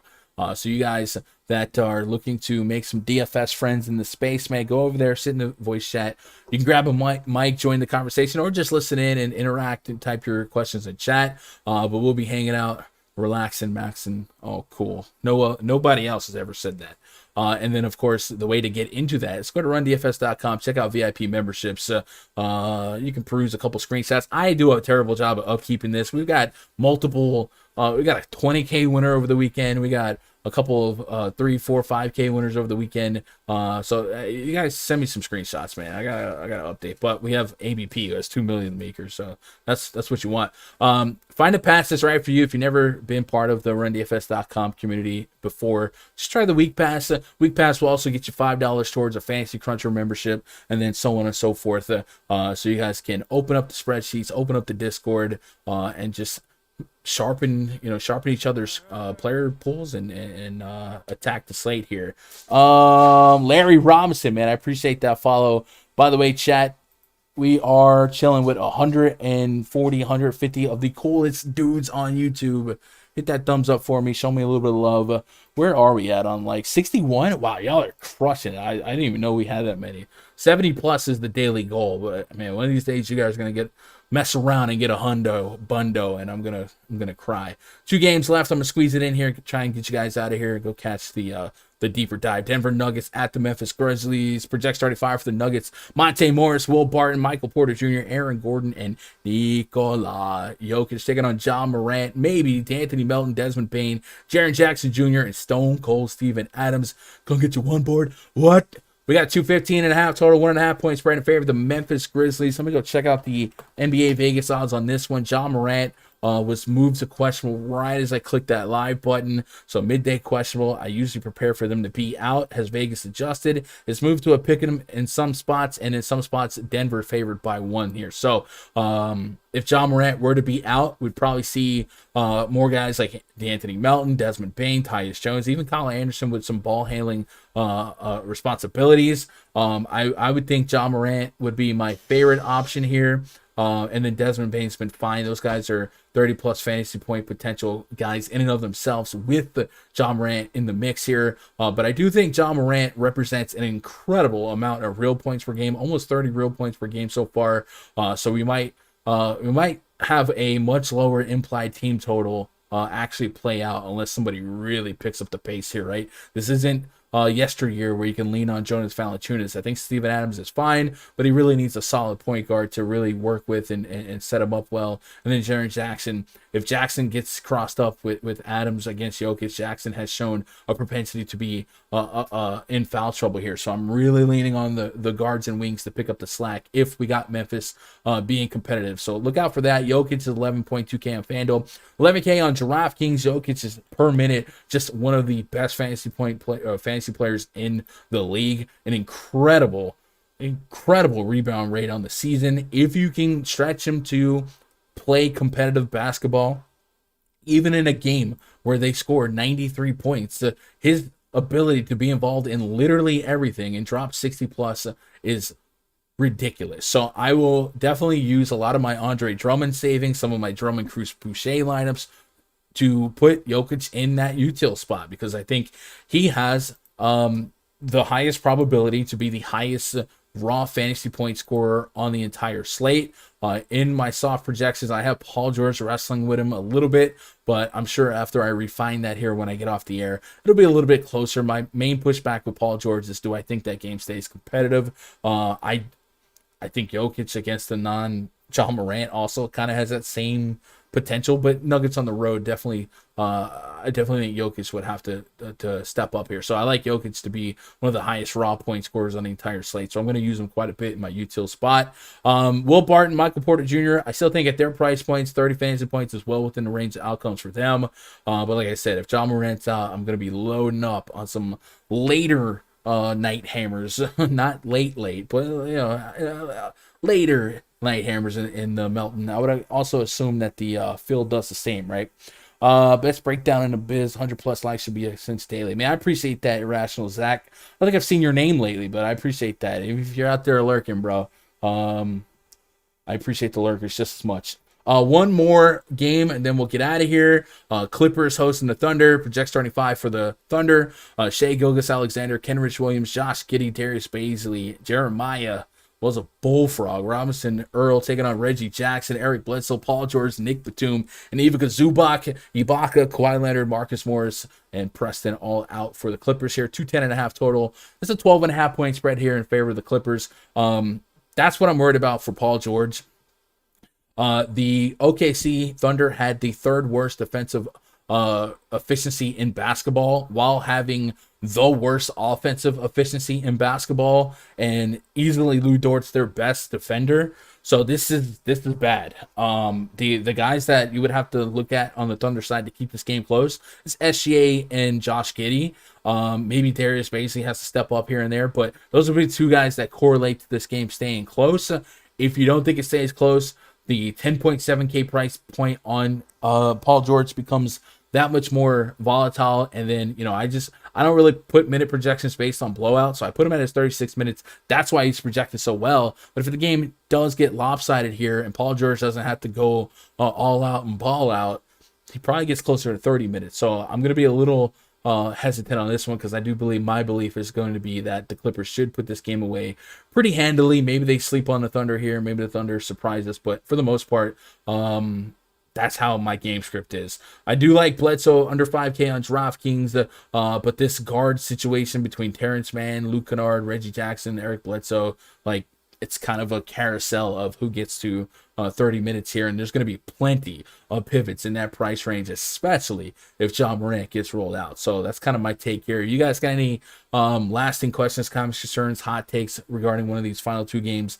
Let me know in chat. Otherwise, I'm almost at the 2-hour threshold here, so I don't want to bleed over here. If you guys are looking for more free content, go check out the Osmond channel. The deeper dive about to crank up, I'm sure, if it hasn't already. And then, yeah, I'll be in the RunDFS.com VIP Discord in just a few minutes. But I appreciate every single thumbs up, every single new subscriber to the channel. And then if you guys I'm gonna have a little bit more free time in the coming days. Last week, man, I was just getting overloaded with work, and I couldn't really put up the first look preview video. Maybe, hopefully, potentially, I can get back to a couple of first look videos to have waiting for you guys in the morning. If you guys are someone that appreciated those videos, let me know. Those were videos that were like, they were getting a couple hundred views, but there wasn't really like a ton of comments around them or anything like that. It's just background noise or whatever. I don't mind doing them, but I just don't know like if there's a big desire or need for them, because, you know, most of that becomes mute as we get through the day and news starts coming out, right? Like, everything I probably would have said in a first look video last night is irrelevant once Joel Embiid gets rolled out. You know what I'm saying? Don't play Giddey, guys. Don't do it. Real Monte Morris. I'm playing Giddey when he had a bad game. I think per minute Giddey's fine. And the minutes without New Dort, like, yeah, you should probably get to 30 plus minutes pretty easily. Even if it's not competitive, you expect them to get okay production, okay minutes, 28, 32, 27 minutes. 5,200, like, normally I would want, you know, the north side of 30 fantasy points. I guess he's done that just twice. There's a lot of high 20s. That's probably more the median expectation here. But yeah, when they're about to get blown out by 18, the Clippers get 24 minutes. That's what I'm worried about. That's 100% the concern for me. Chat, one solid. If you haven't already, hit that thumbs up on your way out the door. I'll be back tomorrow live on this channel, free as I am every day, 3 p.m. Eastern, 2 p.m. Central. I'm going to be in the RunDFS.com VIP voice chat. You guys are welcome to jump into that. Go to RunDFS.com. Get yourself a sub. Otherwise, Twitter.com/Gundocker. DMs are open if you have questions about a membership, anything like that. I appreciate you guys, as always, making part of my day be part of your day. I hope you crush it tonight. I hope we have a bunch of screenshots tonight. I love you guys. As always, good luck. God bless, and go win some money.